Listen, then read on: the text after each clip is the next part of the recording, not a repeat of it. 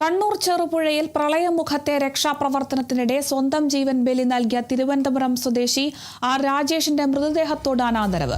Pariyaram medical കോളേജിൽ നിന്ന് തിരുവനന്തപുരത്തേക്ക് കൊണ്ടുവരുന്നതിനിടെ തൃശൂരിൽ വഴിയരികിൽ വെച്ച് മൃതദേഹം മറ്റൊരു ആംബുലൻസിൽ മാറ്റിക്കയറ്റി.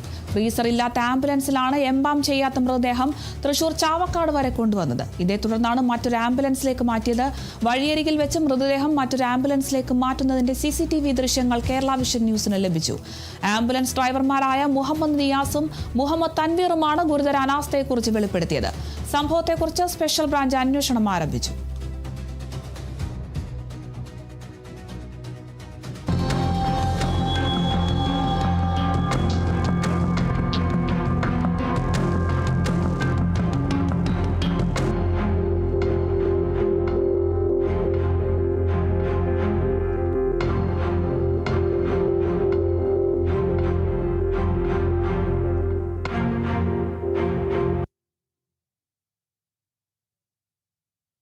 ഫ്രീസറില്ലാത്ത വണ്ടിയിലാണ് അവർ ആ ബോഡി കൊണ്ടുവന്നത്.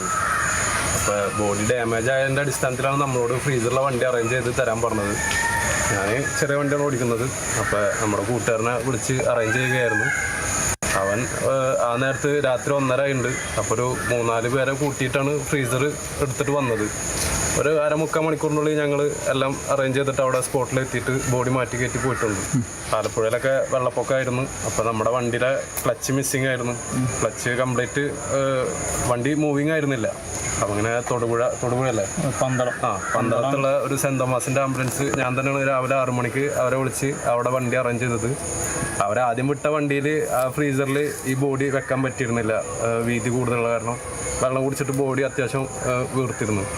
അങ്ങനെ വേറെ നമ്മുടെ ആംബുലൻസിലത്തെ ഫ്രീസറാണ് ആ വണ്ടിയിൽ കയറ്റിയിട്ട് പോയത്. ഫ്രീസർ അറ്റ്ലീസ്റ്റ് അവർക്ക് എംബാമിങ് ആയാലും ചെയ്തിട്ട് വിടാമായിരുന്നു. നമ്മളിപ്പോൾ സ്വാഭാവികമായി മരിച്ചാൽ പോലും നമ്മൾ ഇത്ര ദൂരെ പോകുമ്പോൾ എന്തായാലും നമ്മൾ ഫ്രീസർ യൂസ് ചെയ്യും. ഇത്ര 3 ദിവസം പഴക്കമുള്ള ബോഡി പിന്നെ എന്തായാലും അതില്ലാണ്ട് പറ്റില്ല.